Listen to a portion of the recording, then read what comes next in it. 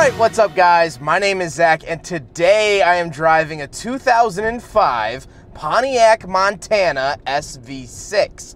Up front is a 3.5 liter V6 and down below is a 4-speed automatic transmission.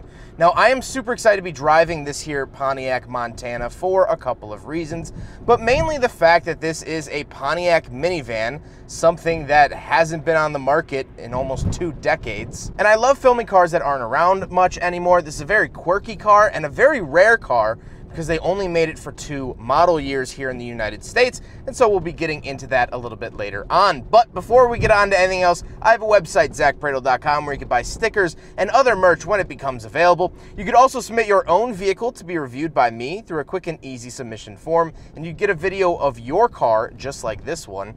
And you could read my behind-the-scenes blog to see what I'm filming before it comes out on the channel. But let's get back to that 3.5 liter V6 under the hood, making 200 horsepower. Well, it's really a bored-out version of the 3.4 liter that GM used all the time, and then this became a very popular engine to use as well. It's not anything special, it's a very bread and butter engine. It's fine, it's doing the job, and pretty uninteresting. However, the 2006 Pontiac Montana actually got a 3.9 liter, which is kind of interesting. Like I said, paired to it, 4-speed auto, kind of interesting there. However, something very interesting to note about the drivetrain is that this actually has the FE3 suspension package, which came with air suspension in the back, so it actually temperature to the far right. Very plain and simple and very Pontiac. On the steering wheel on the left, I have my skip track 1 through 6 as well as band. These are all for the radio, and off to the right, I have my mute, volume, and play button. Kind of interesting to get dedicated mute and play buttons.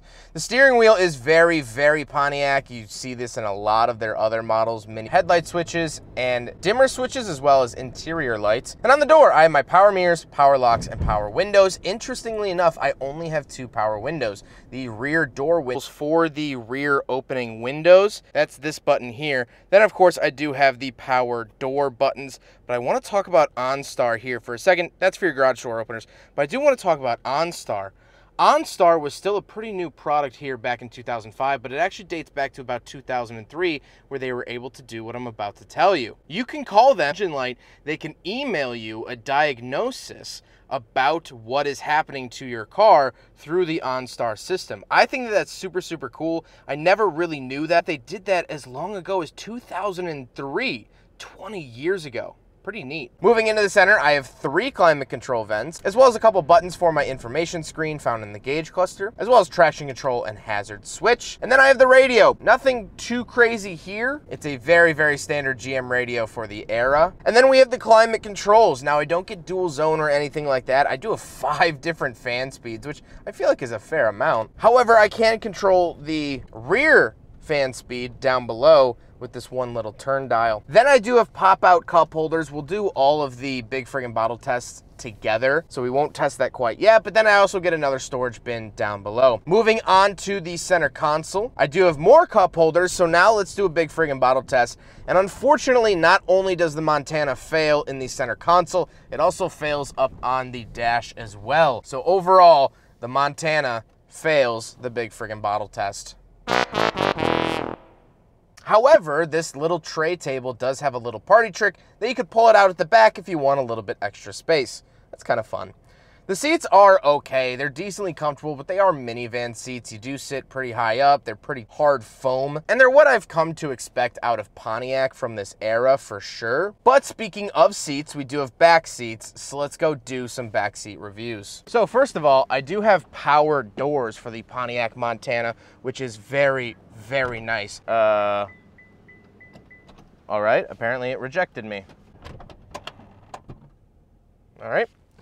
I do have cubbies on the backs of these seats, which is kind of interesting. Knee room decent, headroom decent. I could go with a little bit more knee room. However, that's okay. I get 2 cup holders and a tray table here. This one also extends like the front tray table. But up here, I have so much storage. So I have a storage compartment here. I have the DVD player here, which I could put the DVDs in up here, as well as I do have some very interesting climate controls. They're sort of mixed in with the radio controls. Then I get more storage here. This is for the DVD player remote. When was the last time you saw one of those? Then I get a final one back here just for extra storage as well. So it's like this whole line of like overhead compartment space, like I'm on a 737, which is kind of interesting. I do get roof vents back there as well. Nothing too crazy past that. But like I said, these windows don't roll down. So on a toasty day, you better have that AC cranked or you're not getting really much airflow at all. However, this is a minivan, so let's hop into the third row. All right, so we're in the third row of the Pontiac Montana, and this is why I love minivans, because I am 5'11", I'm not a small guy, and I fit back here pretty soundly. I know this seat is down, but my knees aren't even coming close to hitting it, which is fantastic. Oh, over my shoulder I can hear.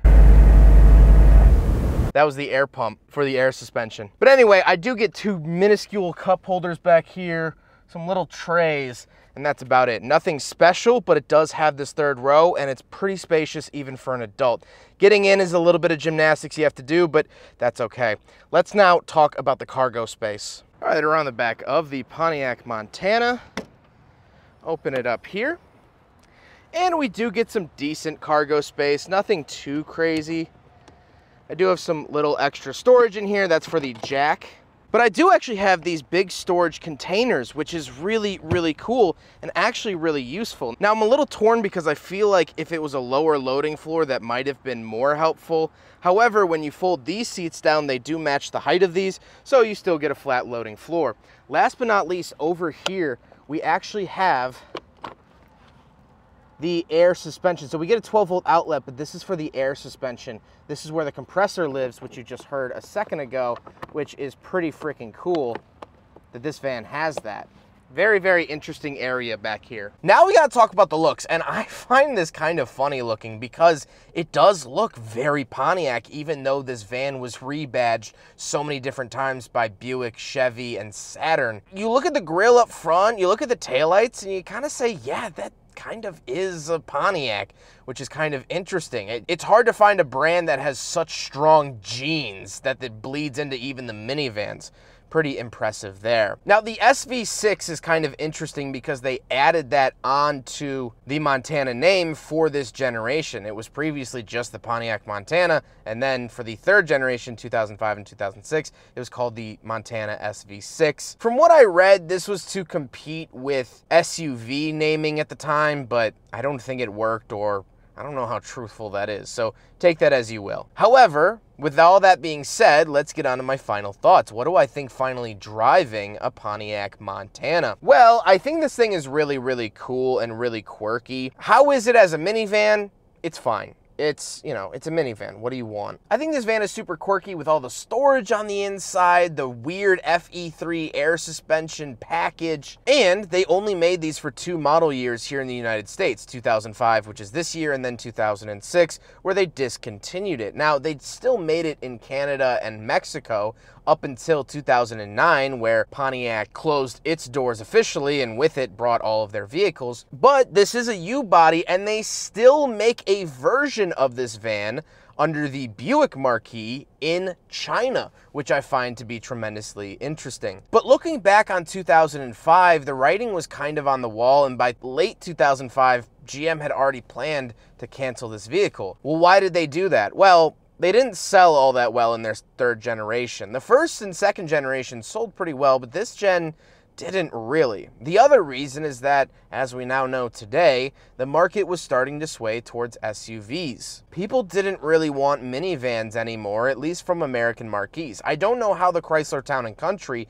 lasted as long as it did, and the Pacifica even today. But around the same time, Ford and GM agreed that the minivan didn't really have much more life here in the United States, and so they killed it. So this is only a 2-year vehicle for us Yankees. And that to me is always interesting because it takes so much R&D, so much work, and so much development time and money to make a car. And then to only put it out for 2 years? It almost seems like a colossal waste of time, money, and energy. And yet here we are. And so as we wrap this video up, I hope that my YouTube channel can serve almost as a video museum for cars going forward. I like to capture vehicles that I'm not sure I'll see again in the coming years. And this is one of them. When was the last time you saw a Pontiac Montana not in a junkyard? Well, I hope to change that today.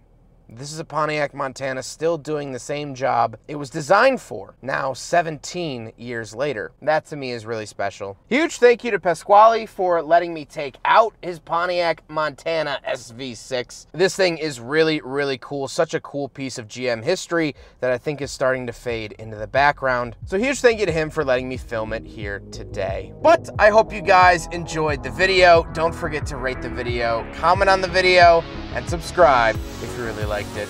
Take care, guys.